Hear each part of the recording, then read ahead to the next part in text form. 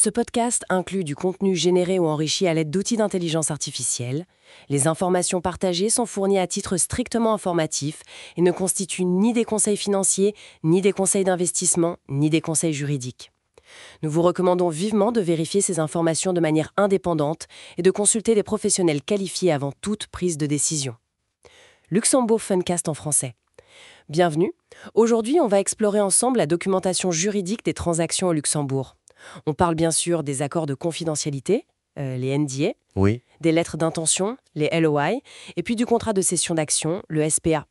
On va essayer de décortiquer un peu les spécificités luxembourgeoises en se basant sur nos sources. C'est ça. L'objectif, c'est de comprendre comment le droit local, qui repose quand même sur le Code civil, notamment l'article 1134 sur la liberté contractuelle, la bonne foi, tout ça, comment ça s'articule avec des pratiques M&A qui viennent souvent du monde anglo-saxon. Ouais, cette fameuse bonne foi. Exact. Elle est d'ailleurs essentielle dès le début, dès les négociations. C'est la responsabilité précontractuelle, article 1382. Faut négocier de bonne foi, sinon, attention. C'est vraiment ce mélange qui est particulier ici. Et on entend parler d'une modernisation en cours du droit des obligations, un peu sur le modèle français ou belge. Oui, tout à fait, il y a des travaux en cours. Mais bon, pour l'instant, la pratique quotidienne, c'est de jongler avec ça. Des contrats qui ressemblent beaucoup à ce qui se fait à Londres ou New York, D'accord. mais qui seront lus et interprétés par un juge luxembourgeois avec le Code civil en tête. Intéressant. Alors, commençons par le commencement, le NDA, l'accord de confidentialité. Oui, le point de départ classique. Classique pour protéger les infos sensibles qu'on échange au début, mais est-ce qu'il y a une spécificité ici, au Luxembourg? Eh bien, son importance est, disons, accentuée par la loi de 2019 sur les secrets d'affaires.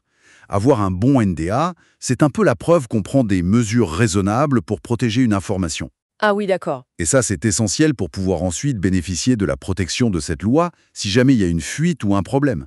C'est plus fort qu'une simple clause standard. Donc ce n'est pas juste une formalité administrative. Non, pas du tout. Et évidemment, il faut aussi penser au RGPD si des données personnelles sont dans le lot. Bien sûr. OK pour le NDA. Et ensuite, assez souvent, on voit arriver une lettre d'intention, une LOI. Poser les bases. C'est ça. L'idée, c'est de mettre sur papier les grands principes commerciaux sur lesquels on est d'accord, même si ce n'est pas encore liant sur tout. Et surtout, de fixer les règles pour la suite des négociations. La clause clé, c'est souvent l'exclusivité pour l'acheteur. Ah oui, la période où le vendeur ne peut pas discuter avec d'autres. Exactement. Plus la confidentialité, qui paie quoi comme frais, etc. Mais attention, Le risque, c'est qu'elles deviennent liantes sans qu'on le veuille. précisément, c'est le piège classique avec l'article 1589 du Code civil. La promesse de vente vaut vente. Avec Si la loi décrit trop bien la chose et le prix, même avec un titre non binding, un juge pourrait dire « bah si, c'est une vente ». Donc il faut absolument une clause très très claire qui dit que les termes commerciaux ne créent aucune obligation de vendre ou d'acheter. C'est crucial. La rédaction est donc hyper importante à ce stade. Bon, une fois qu'on a passé ces étapes, on arrive au plat de résistance, le contrat de cession d'action, le SPA. Oui, là c'est l'accord final, celui qui engage vraiment les parties. Au Luxembourg, la grande majorité des transactions se fait par cession d'actions, le share deal. Pourquoi? Avantage fiscal? Souvent, oui. Généralement, pas de droit d'enregistrement, pas de TVA. C'est plus simple. L'alternative, la cession d'actifs, l'asset deal, peut être plus complexe, surtout s'il y a des biens immobiliers, et potentiellement plus coûteuse fiscalement. D'accord. Et dans ce fameux SPA, quelles sont les clauses qui cristallisent les discussions? Oh là là, il y en a beaucoup.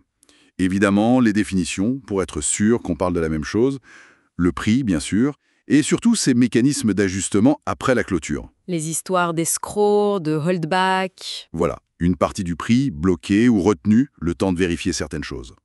Ensuite, les conditions suspensives sont devenues très importantes. À cause des nouvelles réglementations? Exactement. Le filtrage des investissements en direct étrangers, le contrôle des subventions étrangères, ça peut bloquer une opération ou la retarder considérablement. Il faut prévoir ça dans les conditions suspensives. Et puis, il y a les fameuses déclarations et garanties. Les reps and warranties ou RNW, c'est souvent là que ça négocie ferme, non? Ah oui, c'est le cœur du réacteur. C'est un mécanisme où le vendeur doit décrire très précisément l'état de l'entreprise qu'il vend. Finances, contrats, employés, impôts, tout y passe. Il déclare. Il déclare et il garantit que ce qu'il dit est vrai. S'il y a un problème non révélé qui apparaît après la vente et qui était couvert par une garantie, L'acheteur peut demander une indemnisation. c'est ça. C'est vraiment un outil pour savoir qui porte quel risque. Et toute la négo va tourner autour de, quelle est l'étendue de ces garanties? Et surtout, comment on limite l'indemnisation? Les limites de temps, les plafonds, les franchises. Exactement. Les caps et les baskets, comme on dit.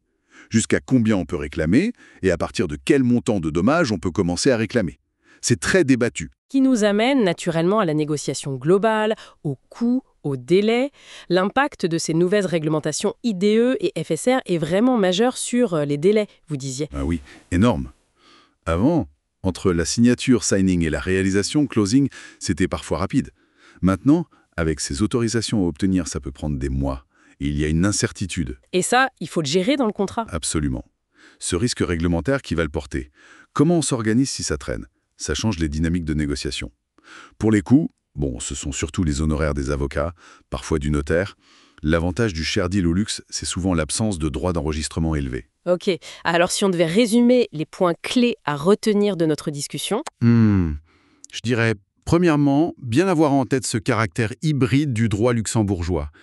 Un pied dans le code civil, un pied dans les pratiques M&A internationales. Oui, ce mélange constant. Deuxièmement, l'importance capitale de l'intention dans les documents préliminaires, surtout la LOI. Attention à ne pas se retrouver lié malgré soi. La clarté est reine. Le risque de requalification? Voilà.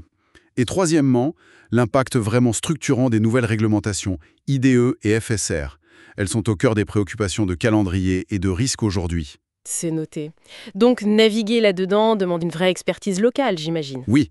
Pour maîtriser ce système hybride, pour gérer les procédures réglementaires qui sont nouvelles pour tout le monde, et pour bien structurer l'opération dès le départ. C'est là qu'un bon conseil juridique fait la différence. Une dernière pensée peut-être pour nos auditeurs.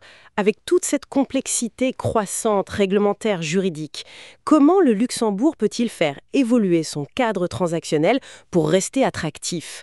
C'est une question ouverte. C'est une excellente question, oui. L'équilibre entre robustesse et flexibilité sera sans doute la clé. Ce podcast inclut du contenu généré ou enrichi à l'aide d'outils d'intelligence artificielle.